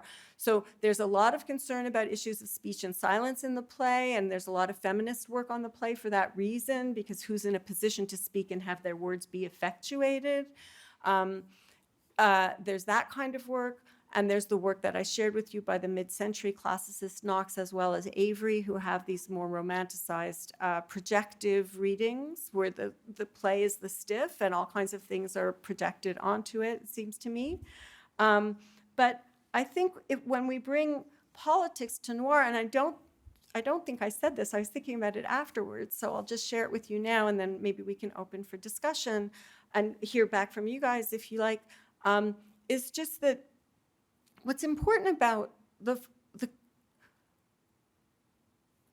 a way to think about that final scene is not that it isn't romanced in the way that Avery and Knox have it, that it's, I think I probably sounded like I was saying, well, look, it's really transactional. That's a terrible reading. Why don't you see what I see? But that it may be that forgiveness is something that can be interpreted in connection with the play as a politics of forgiveness along three registers. I was thinking about it in terms of the way that Derrida works with Aristotle's three kinds of friendship, with virtue, eros, and instrumentality. And I thought, well, you could say that, Knox and Avery have this kind of virtue reading of forgiveness in the last scene, that I'm giving the instrumentality reading that's transactional. One could, I suppose, come up with an eros reading of the scene, especially while Artemis is in the room. But what's important about Derrida's reading of the Aristotelian tripartite distinction is that they're all co-implicated. You can't actually keep them, you can analytically separate them, but in any act of friendship, there's virtue, there's eros, there's transaction. So I think probably that's a way to allow me, and I'm happy to hear what people think about that, to talk about a politics of forgiveness in the final scene being played out through a kind of interpretive agon over how to read that final scene, where it's not going to be, in my view, any single one of them. But, and I was calling it an agon of forgiveness, but I was so determined to make very clear a reading that I hadn't seen in the literature that I didn't make this next step yet. So I think that would complete it for me. Yeah, I have more to say about in response to Dora's comments, but I just thought that the way that you were prizing apart the cherry and the arendt and showing how they come together and diverge was really important and really useful. So, so I want to thank you for that too. Okay, so. Do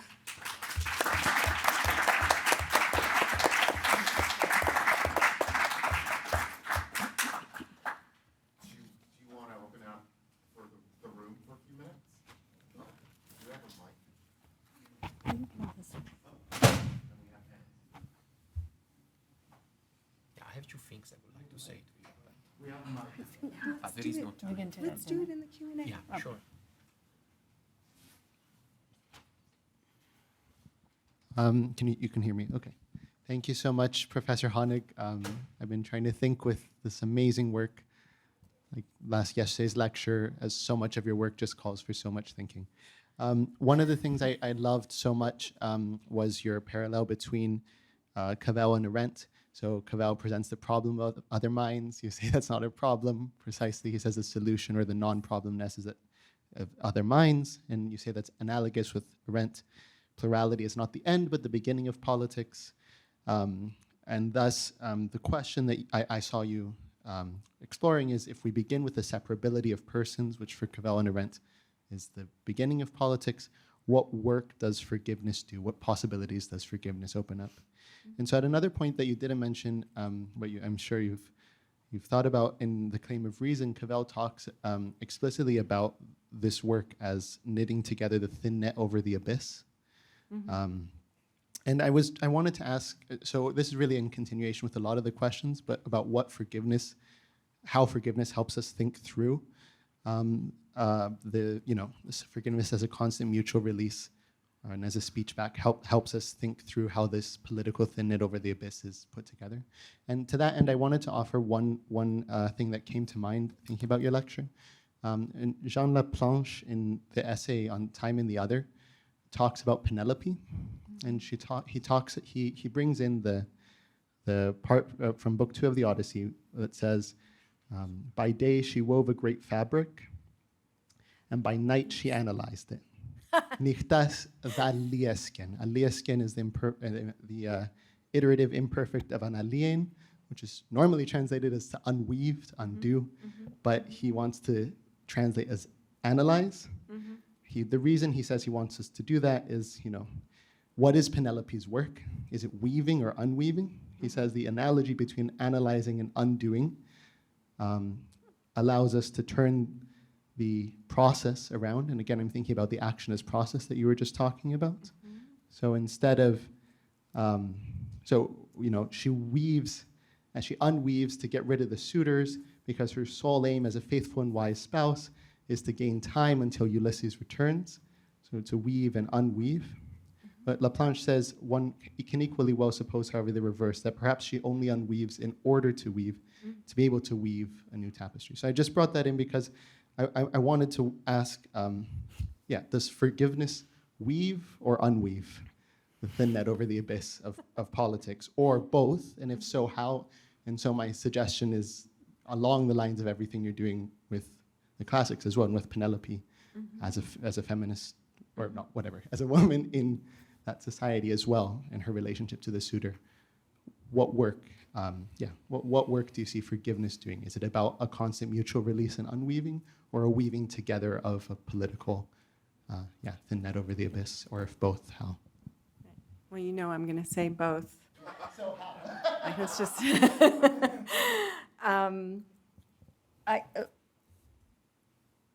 I love the idea. I'm not familiar with that essay by Laplanche, actually, and I love the idea of thinking about the undoing of the fabric, the unweaving of the fabric as a kind of analysis, because, of course, so much of that practice is about undoing and being self-forgiving in some way.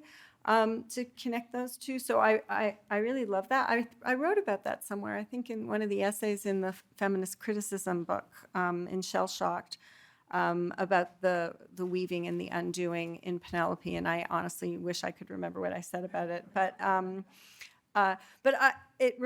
you've also reminded me of the other point. I knew there was something else, Dora, in what you said. I'm sorry that I didn't have it to hand as I was responding. The work that forgiveness might do, to answer your question, in connection with the postulated separateness of persons, is first of all to grant the separateness of persons. So you don't have to be forgiven for reasons that I project onto you. Sometimes what forgiveness requires is an acknowledgement of our separateness, of our distinct ends, that we do not have convergence, and we go on together. Otherwise, right? Otherwise it's all Laura, it's just a stiff. So,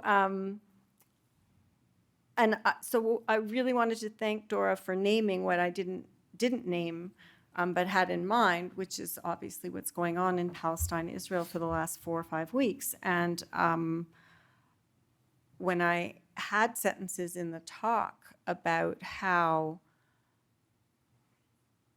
predictable reactivity is, and what a miracle forgiveness is. And this is the forgiveness of release. I'm not suggesting that the appropriate response to a horrific act of violence is to forgive it. That's exactly what Cherry criticizes, after all, in her book as well, asking people who've just been slaughtered in their church the same day if they think they're likely to forgive the murderer who assaulted them. So it's not necessarily that, but it does point to, it's a very broad term in Arendt, and it points to a spectrum of possibilities that are not reactive, that there's something miraculous about choosing to not be reactive and not to enter into a cycle of vengeance and of violence. So this is what's important about thinking of it as a demoralized practice of forgiveness.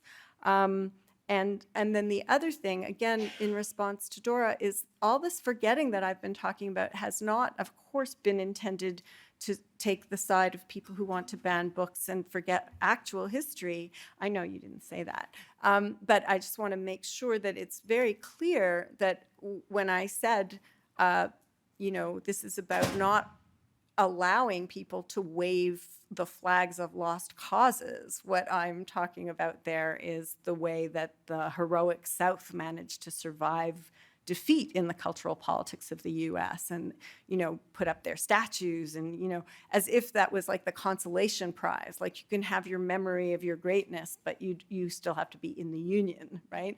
But that doesn't obviously work, right? And so that's a case, it seems to me, that's closer to what Leroux is talking about with reference to Athens in 403 BC, that you might have, and there was, I'm not going to start getting into all of post-Civil War history, but there was an immediate effort to break up the clan and to destroy the infrastructures of slavery in the ruins of the Civil War. And then that, with Lincoln's assassination and the rest, everyone knows what happened. So I'm not going to go into that history. So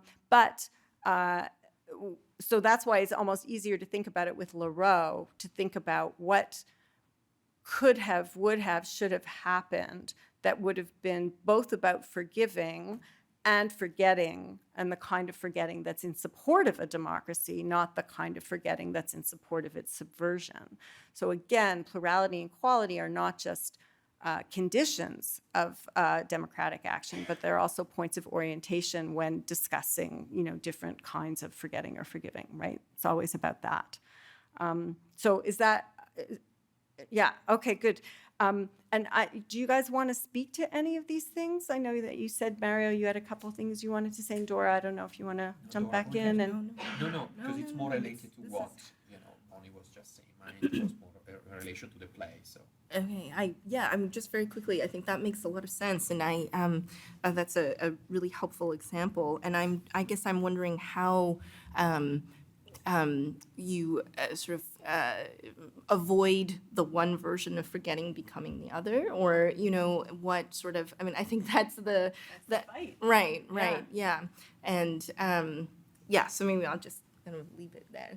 That's so the challenge then, right? I would say that's the fight. That's the political battle, is to make sure that the things that are no more to be celebrated it's not like they're erased from the history books. It's not like those books are no longer taught. It's the genre in which they're taught is one of morally deserving defeat, right? As opposed, it's not the same as sort of taking things out of the history books, and so they're no longer available to you in a sense, or in the censorship sort of way. But that again is, the sort of never-ending agon of political life, is that you have these fights, but that doesn't equally ennoble all positions in the fight, right? Okay. Just, something related to the point of forgiveness as a miracle. And maybe I would like to cite this passage of Derrida, which I think resonates with some of the things you said yesterday. So he says that forgiveness is mad.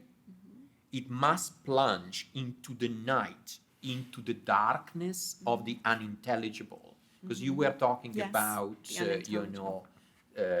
Phaedra and the character in the movie as this figure of this figure whom Edelman wants to see as the understandable, intelligible femme fatale, and you're pushing back and saying, actually, she is placed outside of the unintelligible. So your idea of forgiveness, in a sense, can be connected, with this. Yes. And also the image of the night and the darkness at the end of the play, when Hippolytus, is about to say, yes, I'll forgive you, he also says, darkness is coming on my head, Yes. right? So I think that there are some interesting connections between the imagery, in this Derridian passage, which is very imagistic, because clearly forgiveness is kind of a problem for him, and he can see him only, as this plunge into the abyss to an extent, and what you were saying in relation to the play. Yes. And then maybe, I want Marianne to intervene, and maybe I'll say another thing. Yeah. No, I'm fine. As for Phaedra and Laura as the screen, Yes. and you also said that, of course, the ending of the play is so horribly homosocial, and, Phaedra is forgotten. But this is almost a positivistic argument. But, if you think of the three actors rule, right, we know that there were only three actors.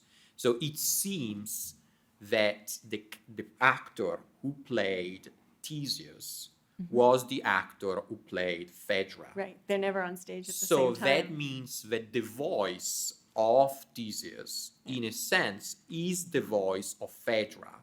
So she is in the background when Theseus is asking, "Forgive me," right? So, it is still a form of erasure of Phaedra, obviously, but we also know about the importance of the voice and the infrasonic, right? I think that's Fumi's term, or the sonicity, as you would say, of his voice creates, this duplicity. It's not just Theseus who is asking for forgiveness, at the level of voice. Oh, that's interesting. So I had a certain point the idea of writing a book on these effects, of thinking about the same actor playing different characters and how the text plays, with these overlaps. And so it also becomes the idea a bit Dollarian, Žižekian of the voice of the mother coming back, if you like. But there is something that can be, I think, added to your picture, maybe in this light. It's pretty much accepted. I looked at the scholarship that it's the actor who played Theseus. Yeah, it makes sense. And Right. they have no scenes together. Yeah, And when she's a corpse, who cares who's playing her? So yeah, she's sort of there, but Yeah, not so speaking. she's there, right? Yeah, so it's very possible. I like that reading. I'm not sure I like the idea of, say, Phaedra becomes more femme fatale than symptomosexual if she's asking for forgiveness. If you say, So- if you go with, Yeah. when I said the unintelligible Yeah, in yeah. Derrida, that was a way actually to make push a in that further direction. Yeah. case Yeah. for Phaedra as the symptomosexual. Yeah. But there is a question.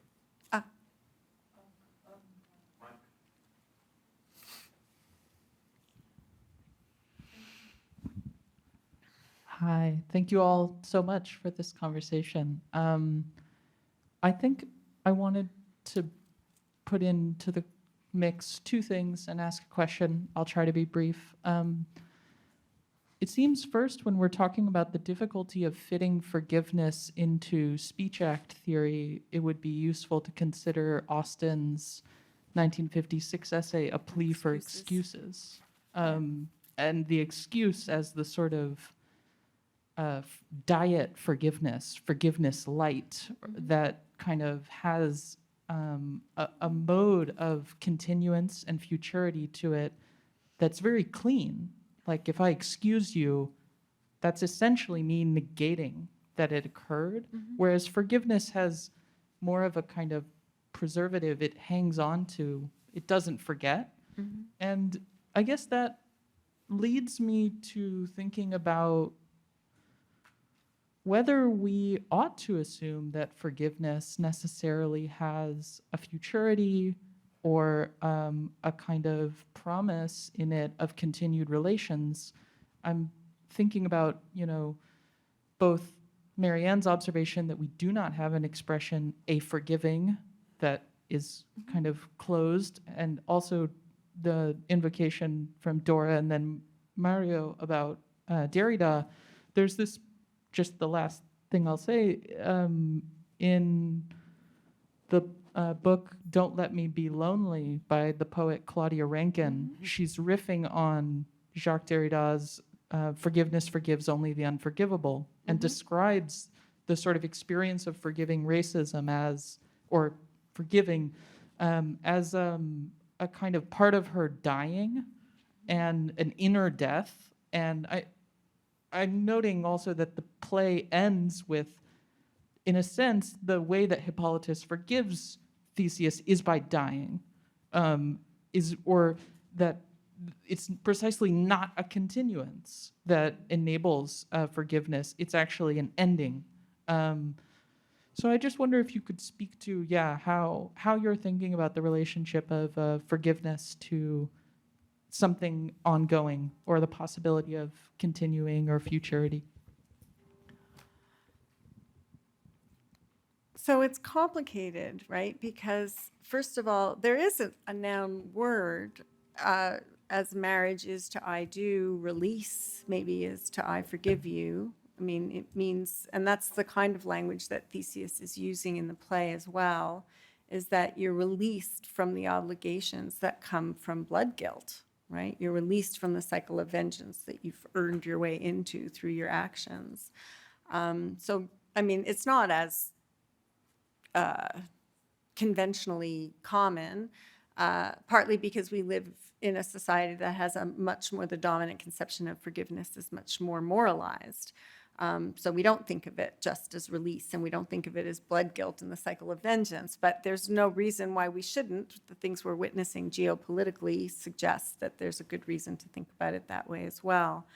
So that's one thing I would say. So release is sort of the noun word. I think,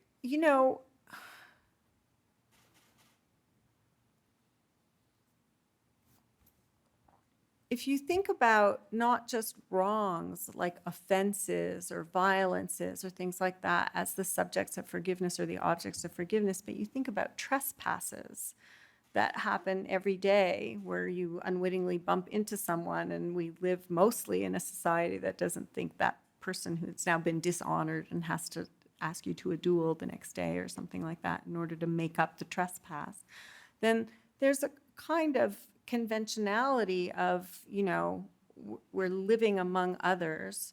We encounter each other in ways that jostle, and we manage it in various ways. And forgiveness is a piece of that. It's not sort of, can't carry the whole weight of that. There are a bunch of things at work there, but release, to be forgiving is also just to give room. Like if something is forgiving, like objects are sometimes described as forgiving. And that means that, they don't insist on precision. They allow for imprecision. There's something very precise about economies of vengeance. It was an eye, it needs an eye. An eye for an eye. There's something very economistic and precise about that kind of way of social adequation. And I like the pun of forgiveness in the sense of it's allow a little slack. Like, don't require such precision is a piece of moving away from that mode of social organization around vengeance, economistic calculation, and equity in those ways. So that's just, I'm just thinking about that with you. I don't think Theseus, so one thing that I did cut from the paper that I'm sort of still thinking about is that Artemis offers to Hippolytus, so his dying isn't an end. Artemis offers to Hippolytus the overlife that many characters get in Greek tragedy and myth, and it will take the form of Phaedra's passion will not be forgotten. Artemis says this to Hippolytus like he's going to rejoice in that. It's hard to imagine that he will find this a happy thing, and that Phaedra's passion will not be forgotten, and Phaedra and Hippolytus in their not quite coupling, but as a kind of couple, will be memorialized every year in this kind of conjugal festival that they have in Troezen, right? And she tells this to Hippolytus like, good news, and it's a kind of, it isn't, quite, but it is a kind of marriage to death. Like, you and Phaedra are going to be coupled together forever.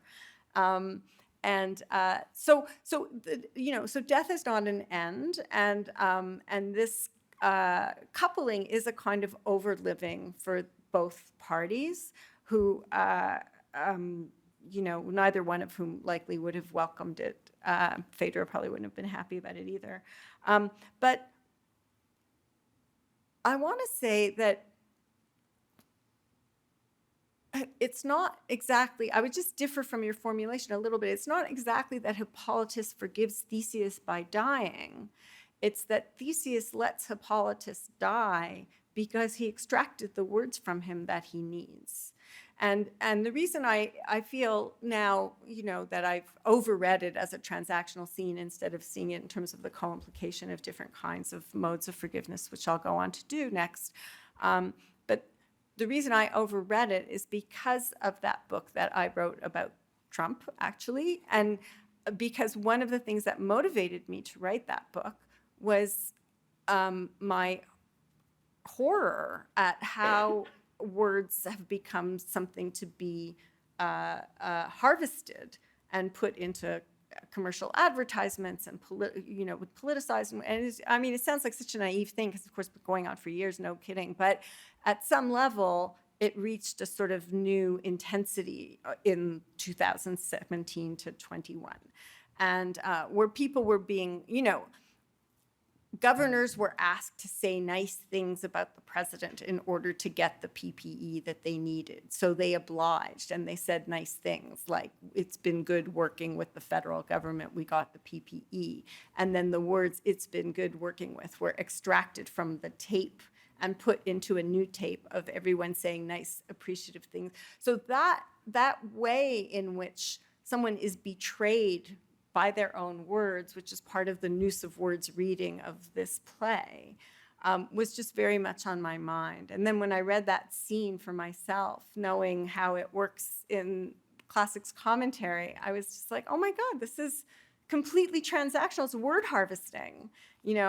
Theseus says, Hippolytus says, I forgive you. Theseus says, but is it the blood guilt?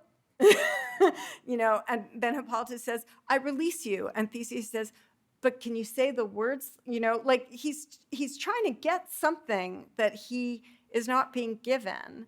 And that's him insisting that Hippolytus remain a kind of appendage to him and not be a separate person. So they're not going to meet in the middle, that in a place that is neither one of them, that's the task of both ethics and politics, right? Is that separateness has to find a way to deal with the other. In a condition of plurality, we have to figure out how to deal with the other that isn't just a secretive demand that you just be like me, or a deference that I be like you, And so that, it seems to me, is what that scene is offending against. But I now think, thinking about it today, that it isn't just that you can read it other ways also and find moments of togetherness in it where they do meet in a politically and ethically instructive way, and then the harvesting recurs. I want to unovercorrect the reading.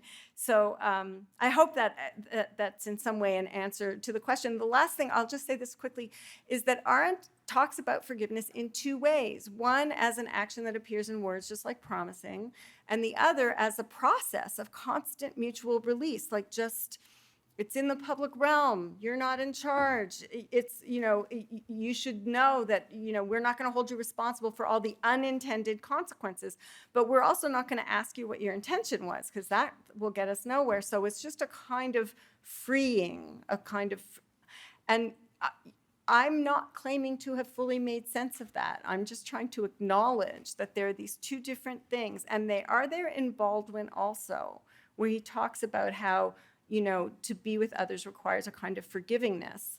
But then he also basically says, you can't be forgiven until you have your own reckoning with what you've been doing. That's his response to all the people who are asking him for forgiveness and haven't done the work, right? So I don't know, do you want to jump in? Well, We're closer to you now. Can I? Well, one of the things I was going to say is that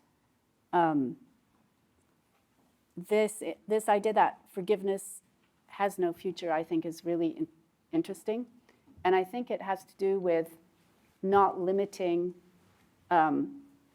the situations in which this release happens to places where wrongdoing has happened.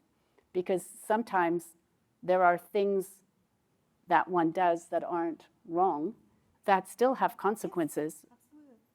Yeah. So then when you talk about the release in Theseus from the obligation of blood guilt, that switches us back into the wrongdoing, though.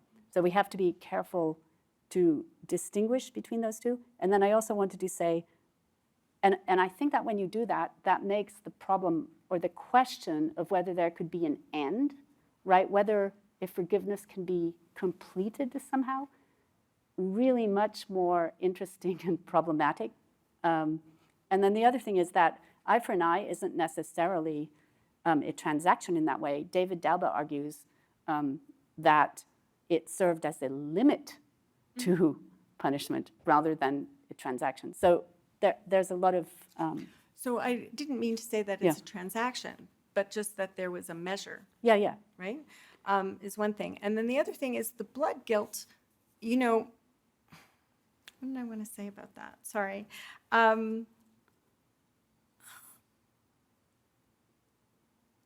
Theseus, I know what I wanted to say. For me, one of the most important parts of the play, given its aptness for our reading today, is the part where Artemis says to Theseus, here's a list of things you could have done rather than just pronouncing sentence, right? You could have consulted a seer. That's old school in this part, like in 428. You could have had an investigation. Now we're getting a little more modern, right? You could have had a trial. You could have talked to people, And so now those are very different forms of life. Those processes belong to different forms of life, to different historical moments. And so when she puts them all together, she's a goddess. She knows the truth. To her, it's like it's indifferent. It doesn't matter. You're not going to get it perfectly right anyway.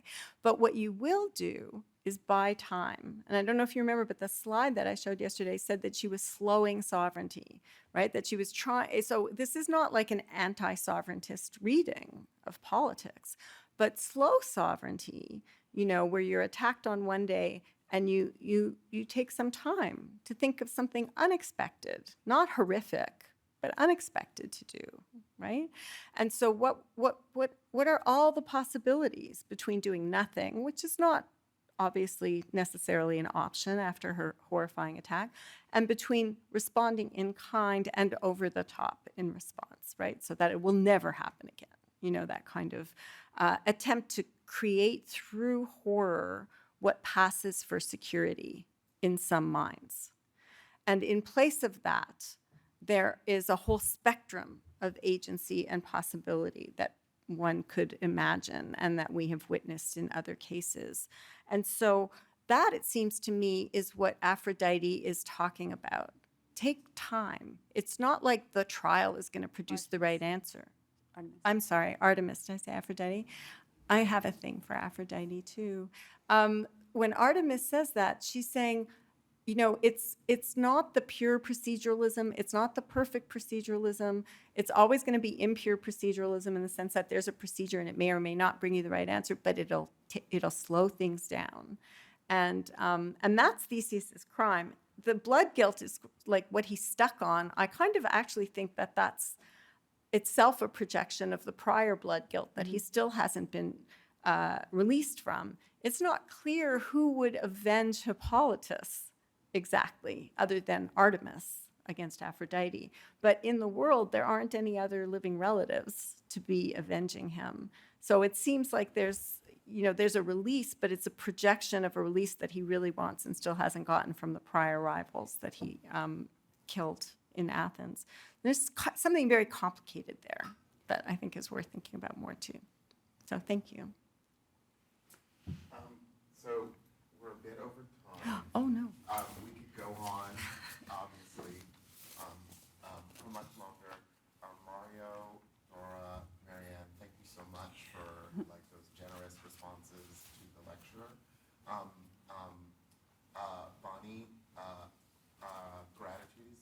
for the 48 hours that we got to spend with you and learning about your new work. So thank you for. Thank you, Bonnie.